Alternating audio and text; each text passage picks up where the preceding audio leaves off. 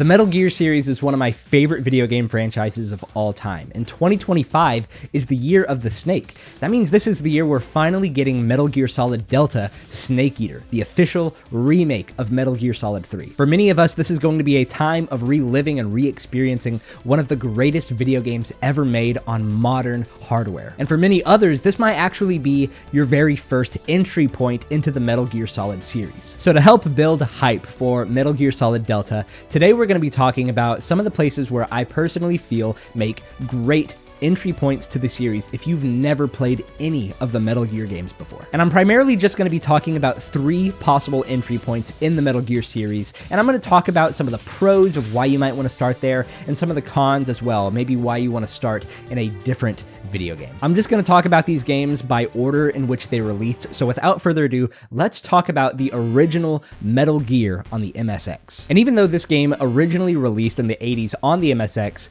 unless you speak Japanese, I don't encourage you to play it on the MSX. We didn't get an official English localized version of the original Metal Gear until Metal Gear Solid 3 Subsistence on the PlayStation 2, and since then we then got the Metal Gear Solid HD collection for Xbox 360 and PlayStation 3, where you could also play the first Metal Gear through Metal Gear Solid 3 HD on those HD collections. But the most modern way that you could play this game is through the Metal Gear Solid Legacy Collection Volume 1. This game is included in that collection as well. So let's talk about why you might want to start here. Let's talk about some of the pros. And first of all, I think just plainly put, this was the first one. This was the very first Metal Gear game. So like for many other long-running franchises, if you want to start playing through this whole series, where else would you start other than the beginning? Chronologically speaking, if we're talking about the timeline of events in the Metal Gear series,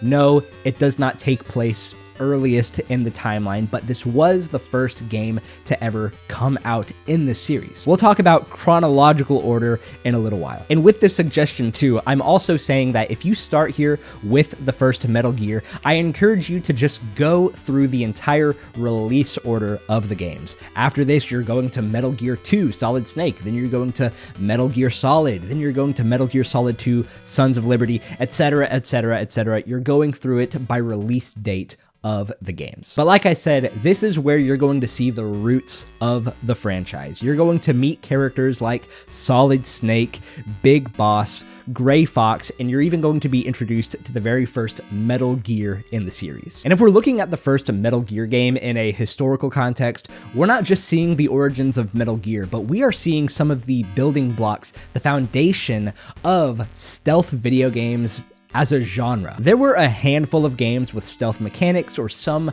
that kind of stood on the ground of being a stealth game, but Metal Gear on the MSX really was the genre-defining game in the stealth genre. It's also a complete breeze to play through. If you follow me here on YouTube and my community posts, you'll see that I played through the first Metal Gear game very recently in a span of about 3 hours. This is not a long game at all. It's very short, to the point. If you just want to play through maybe a piece of history, but also start your Metal Gear journey with the very first entry, you're gonna blow through this game incredibly quickly. And on top of all of that too, it's an MSX game, so it doesn't have the greatest graphics in the world.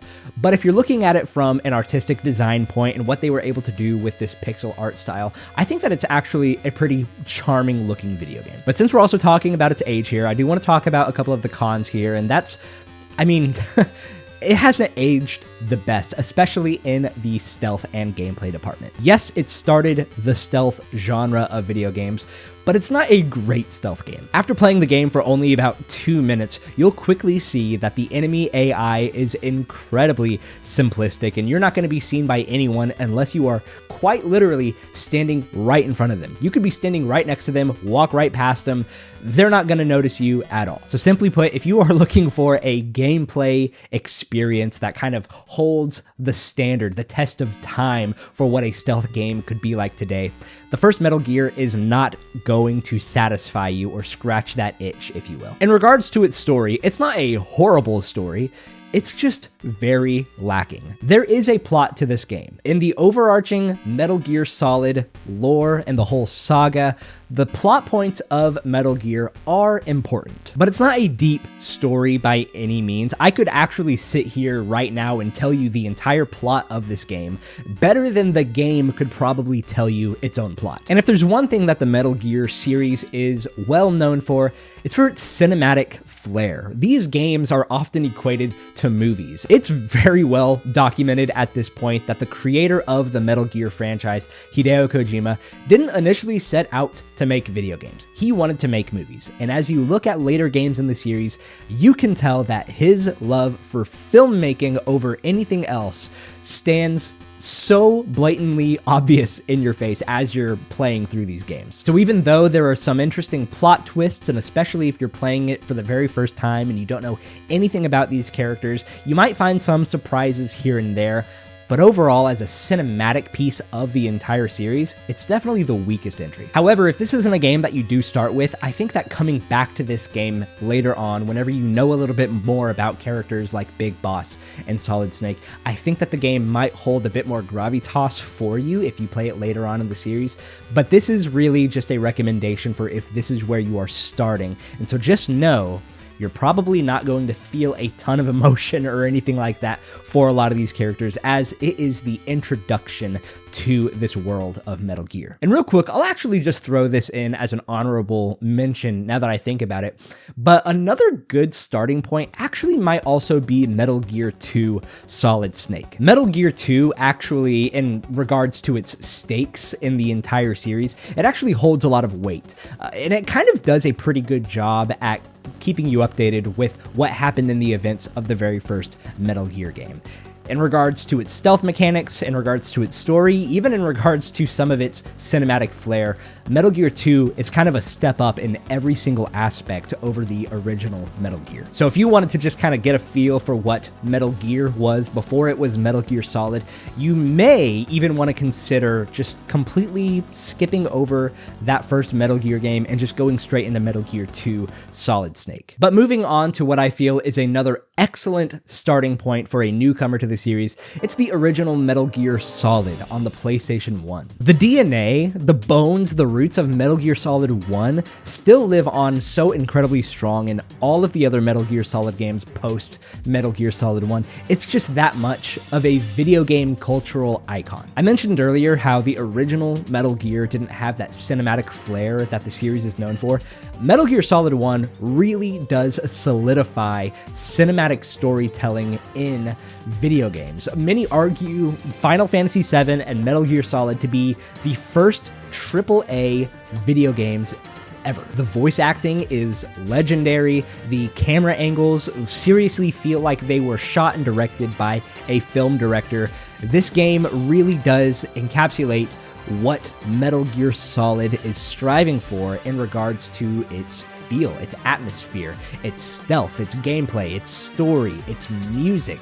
This game really is the foundational work for what people know as the Metal Gear franchise today. It also works perfectly well as a standalone experience. There is more to want from this franchise if you finish this game and you want more, and thankfully there is so much more, but you could also start this game and finish it and put it down and be completely content and satisfied for what it has to offer. And not only that, but it also builds off of the plot in Metal Gear 1 and Metal Gear 2 Solid Snake. There's also a few moments that it does catch you up on some of the events from the original Metal Gear 1 and 2. So if you're starting here, you may actually be totally fine never even touching the original Metal Gear 1 and 2. However, I do recommend maybe going and checking those games out in the future. Now, you do got a handful of options to play this game. I personally recommend you trying your best to find a PS1 copy of the game, but it's also available via the PlayStation 3 online store, as well as the Metal Gear Solid Legacy Collection. No matter how you decide to play the first Metal Gear Solid game,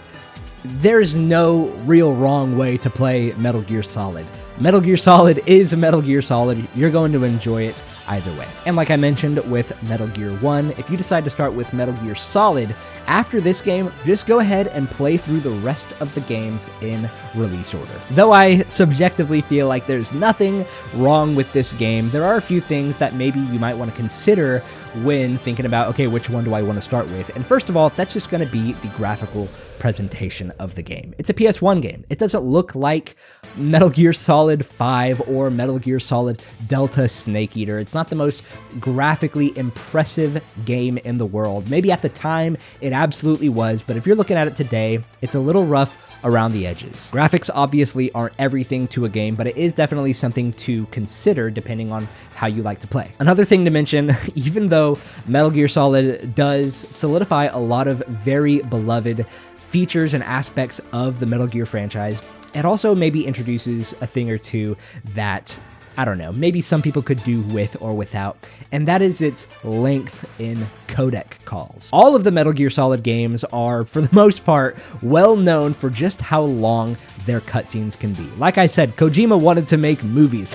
He didn't necessarily set out to make video games, so you're going to be sitting there watching a lot of cutscenes. But in the case of Metal Gear Solid 1, the codec calls really are probably the hardest thing to work through. You're going to be seeing a lot of this screen for the majority of your time experiencing this game. Granted, I love every little piece of lore and dialogue that come from these codec calls, but like I said, if you're someone who just wants to get on with it and play through the game, you're going to want to have to just skip a lot of these, though I don't recommend doing it because they're really important, but they are definitely very present throughout the entirety of this game. I'd also say that this is probably one of the more linear titles in the series. If you're looking to play something a bit more open in this franchise, Metal Gear Solid 1 isn't going to give you the amount of freedom that you might want. It kind of holds your hand from start to finish throughout this entire game. There's lots of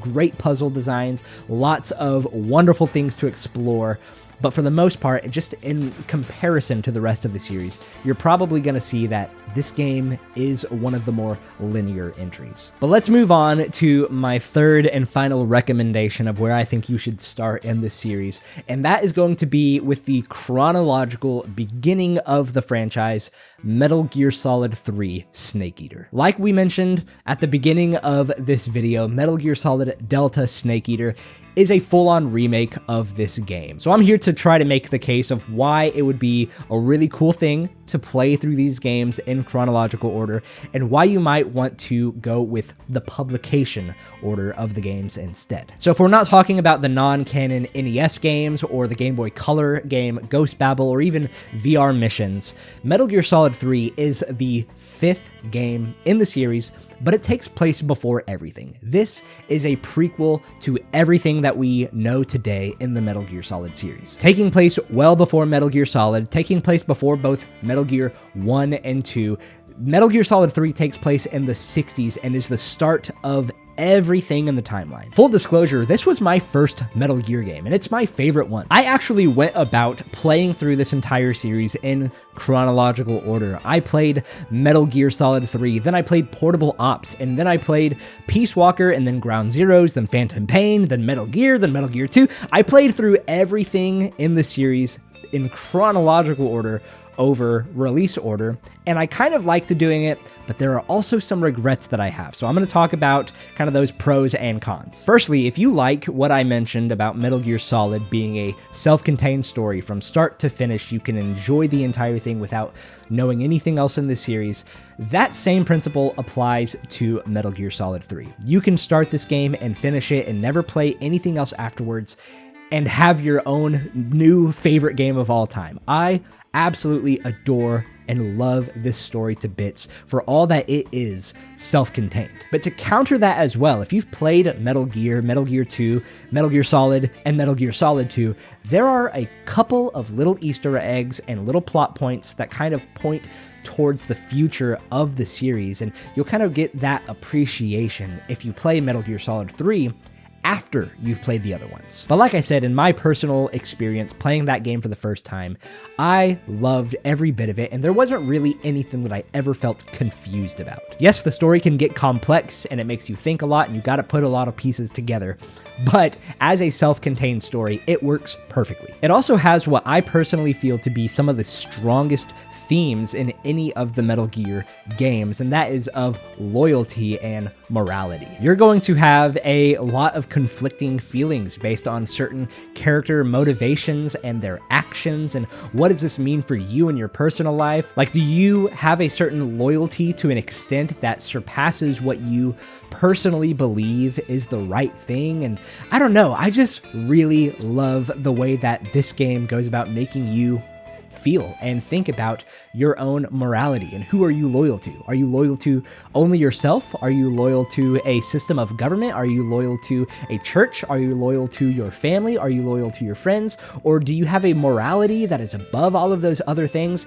This game just raises so many profound questions by the end of it, and I love this game to bits. This game also just features some of the strongest characters in the entire series, in my opinion. If you're playing this game for the first time and you go throughout this entire franchise in chronological order, it is such an engaging and enriching experience to watch the transformation that Naked Snake goes through. But if you've played Metal Gear 1, 2, Solid 1, and Solid 2 prior to playing 3, you're gonna know exactly who Naked Snake is and who he actually becomes and what his legacy is. So playing Metal Gear Solid 3 after all of those games as well kind of opens up your mind to view it from an entirely different perspective than if you were to play it in chronological order. Both, I think, have their pros and cons. But talking about gameplay here, Metal Gear Solid 3 also isn't the most open game in the series. That trophy goes to Metal Gear Solid 5, and it obviously deserves it. That's a huge open world game with tons and tons of customizable ways about going through all of your missions and tackling objectives. Metal Gear Solid 5 is kind of on a mantle of its own in regards to gameplay, but if we're excluding Metal Gear Solid 5, I think Metal Gear Solid 3 has some of the best quote-unquote open gameplay in the series. Metal Gear, Metal Gear 2, Metal Gear Solid, and Metal Gear Solid 2 all kind of take place in isolated, very industrial types of areas, whereas Metal Gear Solid 3 takes place in the jungle. You've got this really cool camouflage system that allows you to really go about stealth in a very unique way in the series up to this point. I would say as far as just these traditional Metal Gear gameplay systems go, excluding Metal Gear Solid 5, really, I personally love and have a lot of favor towards the variety and openness to the gameplay here in Metal Gear Solid 3. There's a couple of ways to play Metal Gear Solid 3. You have two different versions of the game, both Metal Gear Solid 3 Snake Eater and Metal Gear Solid 3 Subsistence. The original MGS3 had a camera style that was very similar to both Metal Gear Solid and Metal Gear Solid 2. But because of the jungle setting, that specific camera style just didn't suit the setting very well, so they re-released the game with a third-person camera angle similar to that of Metal Gear Solid 4 and 5. If you have any of the HD versions of Metal Gear Solid 3, whether it be on the Xbox 360, PS3, or the Legacy Collection Volume 1, this is also just taking the Subsistence version from the PS2, not the original Metal Gear Solid 3 Snake Eater. So if you're planning on starting your Metal Gear journey with Metal Gear Solid 3 Snake Eater, I mean, you might just want to go ahead and wait for the full-on remake of the game, Delta Snake Eater. That's coming out later this year, and it's going to be a wonderful time. So if you're playing this game in chronological order, I'll just go ahead and tell you the order in which you would play these games. First is Metal Gear Solid 3 Snake Eater. Now already I've got to have a little caveat here, because the next game in the series could either be Metal Gear Solid Portable Ops or Metal Gear Solid Peace Walker. Portable Ops takes place directly after Metal Gear Solid 3, but some of the events have been retconned. Some of the events are canon, some of them are not. Honestly, just go ahead and play it. It's a PSP game, so you would probably either have to emulate it or go ahead and just wait for, I guess, an HD version of the game to come out eventually. Maybe that's what they're doing after Delta, who knows. But if you've got a PSP, go ahead and pick up Metal Gear Solid Portable Ops. Whether every plot in that game becomes canon or not, it's still a pretty fun time. And it also lays the groundwork for what the next PSP game is, Metal Gear Solid Peace Walker. This game is 100% canon, and they did release this game in the Metal Gear Solid HD collection as well. So it was originally a PSP game, but now you can also play Peace Walker in HD if you've got a PS3 or an Xbox 360. I imagine once we get a Metal Gear Solid Legacy Collection Volume 2, Peace Walker will be included in that as well. After that, you got Metal Gear Solid 5 Ground Zeroes going into Metal Gear Solid 5 The Phantom Pain. Then you move on to the original Metal Gear and then Metal Gear 2. Right here's probably another point to consider when talking about going through these games in chronological order, because you start this series off so strong with Metal Gear Solid 3 and Peace Walker and some of the best gameplay in the series with Phantom Pain, as well as some of the best visuals, and then you just push all of that behind you and jump to original Metal Gear 1 and 2, which have some of the weakest story and gameplay in the entire series. So this is just something to consider when looking at this from a chronological perspective. But after Metal Gear 2 Solid Snake, you move on to Metal Gear Solid. After that, it's Metal Gear Solid 2 Sons of Liberty, and then we're closing off this original saga with Metal Gear Solid 4 Guns of the Patriots. I would also highly recommend, after Guns of the Patriots, playing Metal Gear Rising: Revengeance. It's a phenomenal game. You could actually also maybe start here because it doesn't really have a ton to do with previous Metal Gear games. I mean, it obviously will reference a lot of those events multiple times. You're playing as one of the characters in the saga.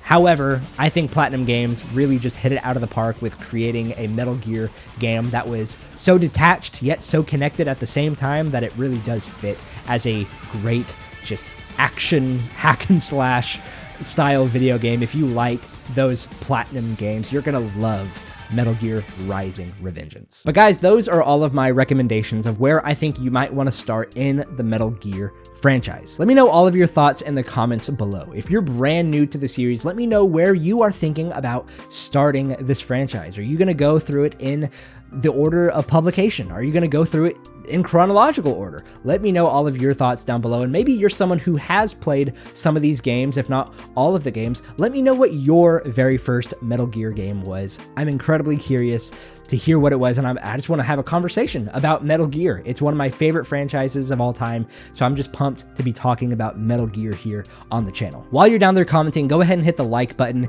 hit the subscribe button, and hit the notification bell as well, so that you're notified whenever new videos like this go up. I love talking about Metal Gear, so any excuse to talk about Metal Gear Solid here on the channel, I'm gonna take it. I can't wait to start my Metal Gear retrospective. I just finished Metal Gear 1, and I'm gonna go through these in publication order. So maybe that's you. Maybe you want to follow me and my journey here on the channel, just going through them in publication order outside of chronological order, in hype, in preparation for Metal Gear Delta Snake Eater. I don't know, but if you want to be here for those videos, hit that notification bell so that you're notified when all of those videos do go live. Also, if you are a fan of story-driven games, if you like the Metal Gear series, if you like games like Final Fantasy and other story-driven games like that, go into the description below and join the Discord. There's a ton of us other gamers in there who love RPGs, story-driven games, things of that nature, so we would love to see you there in our Discord. But guys, that's it. Like I said, if you haven't started Metal Gear yet, let me know which one you are about to start playing, and let me know which games you have already played and what your first game in the franchise was. I love all these games. I can't wait to have a conversation with you all. And with all of that said, I will see you in the next one. Bye-bye.